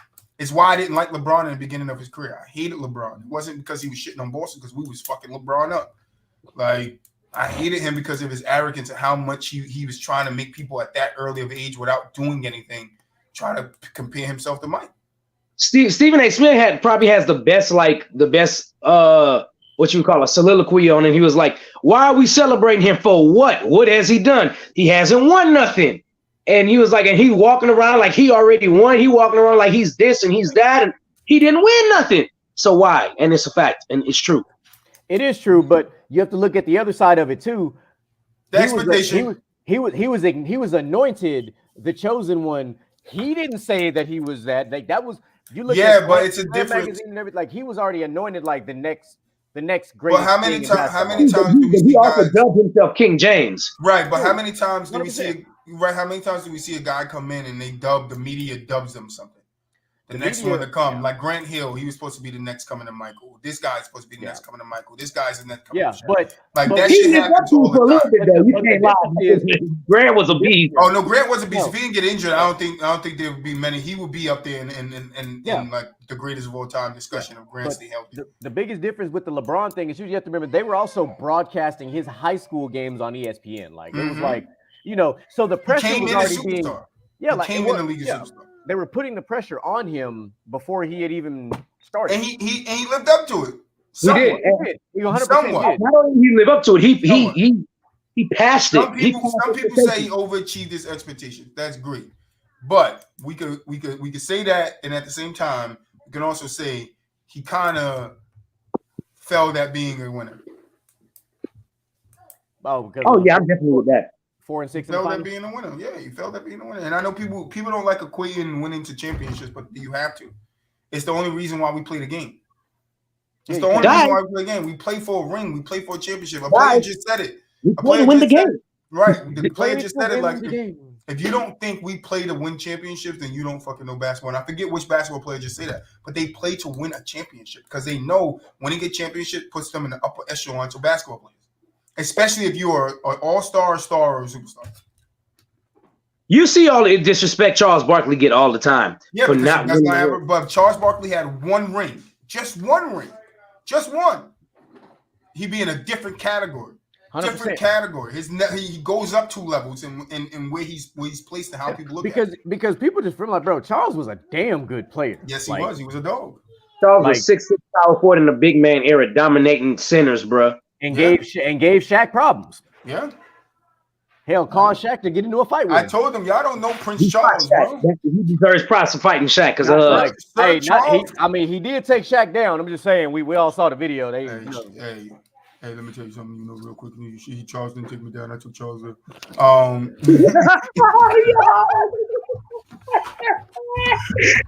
the impression is on point. Oh, that shit was dope. Yeah, but nah, like Charles was a beast, man. People don't know who Sir Charles is, bro. It's like we talked about when I was on the first episode with you guys. Like people nowadays are so stuck in recency bias that we forget that the greats have been around. Now and this we don't. This old head, the old head this, old head that, because nobody wants to understand. Like, yeah, I get it with the guys that stubborn and they just like, no, I'm in the 90s, and it's 2023. No, you gotta come out that lens and just view the game for what it is. If you don't like it, you don't like it, but you can still give props to the people that's doing it. Like, people always think like, I love how our TikTok is set up, because right now it's two of us that really use the account. It's me and Mel. So a lot of people think they're talking to Mel when they're talking to me. So I got called the old head. And I was like, damn, bro, I didn't know 31 was old. He's like, oh, no, my B, bro, my B. I didn't know that's how old you were. I'm like, see, the problem is you think you're talking to the guy that's in the video, but you're not. Like, we're not old heads, bro. We just look at it from, we understand. We've been through years of basketball, decades of basketball, bro. You haven't been through that yet. A lot of you guys started watching ball when I was 15 and you're 21. Yeah. You didn't even make a decade yet. Yeah, I'm like, a lot of you guys didn't even watch LeBron when he came in the league. Jordan was in the league, and he drafted 05, 04? Yeah. When was LeBron drafted? 04, right? 03. Like, a lot of you guys wasn't watching basketball in 03. Like, we from the VHS era. Right. My mom used to have the All-Star games on VHS. She had the NBA Finals. Like, I remember watching it on that box-ass TV. Right. Same-ass song. You know, the same theme song. NBA Finals on NBC, dog. Right. That's the era I come from. NBC. Like, half of these dudes don't even know what them Air 1 is. No. We talking about N1. We're talking about when you go for a foul and you foul him, he makes it. That's N1. No. N1. No, that's not what we're talking about, bro. Oh, you talking about them cheap ass shoes? Nah, fam. We're talking about N1s. Listen, I was listening to because I like the professor. So I was watching the professor on YouTube, and he was breaking down a documentary, and he was saying the shoes wasn't bad. He was saying that. He said they weren't bad shoes. They were made very well. He said that what fuck the shoes is Gilbert. It was Gilbert Arenas that got injured, right? Yeah. Gilbert Arenas got injured with the shoes on. So they equated it to the shoes. He said that's what killed the shoes for them. It was somebody got injured with the shoes on. If Gilbert Arenas did not get injured with the shoes on, they don't have that problem with the shoes. Because they were good shoes. They all hooped in them. I hooped in them. I had them. I hooped them. I mean, I also hooped I hooped in Shaqs too, but I hooped in boots. I hooped in church shoes. That's how much of a baller I was. Yeah, you couldn't touch me. You leave church on Sunday and they're like, I'm finna go hoop. Me and these church shoes finna go put the work in. My dad's church had a barbecue a couple, maybe 7 years, 7, 8, 9, maybe almost 10 years ago. They had a barbecue. I went and I was torching the preacher, bro. I don't care. I don't discriminate. Hey, look, the sermon is over. Right, he got the sermon. You're gonna get blessed in the name of basketball out here. But my dad was like, you didn't dunk on him, though. I said, you see that 3 I hit, though? You feel me? Like, you can't guard me out here, man. Hey, look, I'm gonna bless you with these buckets. All types of buckets, man. Yeah, now we talk about that all the time. Like, we still be getting out there trying to hoop. I think it's because you got a 3-on-3 event coming up. Not me. I'm trying to make sure I can make an appearance for that. You know, I'm trying to come out of I got a bad back now, so I'm trying to get the band back together. Yeah, I got a bad back now, so basketball's over for me. Oh man, I feel that. I'll come out of retirement for one day. I come out of retirement for one day. I'll be in retirement for the rest of my life. That's it for me. One jump shot and I land, my back gonna go. That's gonna be it. I got edge syndrome right now. I can't do no activities. You know what I'm saying? Yeah, oh man. I want to pick up a ball game. You guys don't understand. I miss it. I miss it so much, kicking people ass. Bro. Me and Jay used to hoop every Saturday at this place called Eagle Point. Oh yeah, man. It'd be 5-on-5, 4 to 21, dude. I'll do it. Now it's in black and white. It's in black and white, but you feel me? This is what I do. All right, I got it framed. That's my best friend. We both. You can't really see it. You can see it a little bit. Or you see, we both got those Nike shoes on, man. Yeah. Trying to do an advertisement picture out here. But nah, this is what I did, bro. Look at the stance on me, though. That's a basketball stance, man. Basketball stance. That man said he said he was ready. I was ready, and I was a shooter, so you didn't know what I was going to do. Now, I'll tell you one thing. They used to always tell me, man, when I went up for a layup, because I didn't really like dunking. I was a flashy layup guy. But it was like, yo, you jump so high, I don't know if you're going to dunk on me or not. I got to get out the way. Hey, Micah, that sound familiar? I'll tell you one funny story. It's not like you. I don't want to hold you guys up too much longer, but I'll tell you one funny story. I was playing full court 5-on-5 in the park down here, and my brother and this other guy on the other team, some randoms, they were just chirping at each other, just chirping. And like, I come from a hood, so at any moment a fight could break out. So I'm getting pissed off that they chirping, and I'm wide open at 3-point line. So I'm like, oh, I'm about to yam this shit, tell them all to shut the fuck up. Like, I get the ball, 2 bounces high. 2 Charlie horses in my leg midair. Fall to the ground like God. I go to dunk and catch 2 Charlie horses, and each leg I catch a Charlie horse simultaneously while I'm about to dunk the ball, bro. I had to let it go midair. I never tried to dunk after that. I was like, God told me not to. That was my son. Oh, I think I would have had to just retire in that moment. Yeah, bro. God told me not to. Mid-air. Right, and one in both legs. Yep. Oh no, you can't even land. I gotta just tuck it. Yeah, I went straight to the ground. There wasn't no landing on those legs, bro. Hey, you know one of them when you wake up in the morning, you stretch, you get a Charlie horse, and you roll on the floor and grab one leg. That man couldn't grab a leg. He was just stuck. I was stuck, bro, and I was so mad because it was like I was about to yam that shit. I was about to fucking 2-hand do the shack and bring the run down. Like, I was so pissed, bro. And God was like, nah, this is not the time, my son. Yeah, take care of your legs, my son. God and Father Time said, nope. Nope. Sit down. I was young, too. I was like 20, what was that, 24, 25, something like that. You're still young. Yeah, but I beat my body up so much. Right there, boy.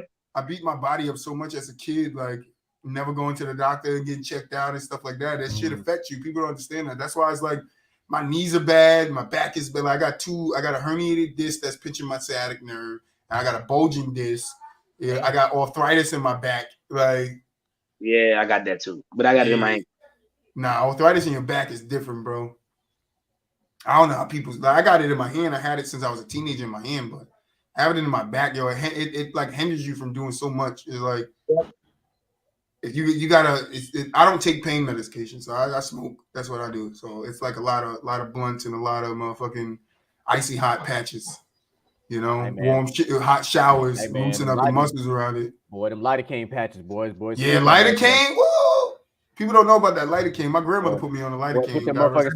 Put that Salon Pass on one time. Oh, boy. What I do too is people don't understand is if you can't take it, because a lot of times like you can just loosen it up by taking a shower. But if you can't take one, like me, I can't always take a shower in the morning, so I take my shower at night too before I go to work. But what I do in the morning is I run the water and I'll go and sit in the steam for a little bit, because even that hot air would loosen your muscles up a little bit. Yep. So, but yeah, man. Hopefully one day, man. Hopefully one day, you know, Troy could touch the ball again. I used to, I shoot from the top of my head, so everybody always told me I shot like Kobe. I don't know why, but I was a Paul Pierce guy around that time. Okay.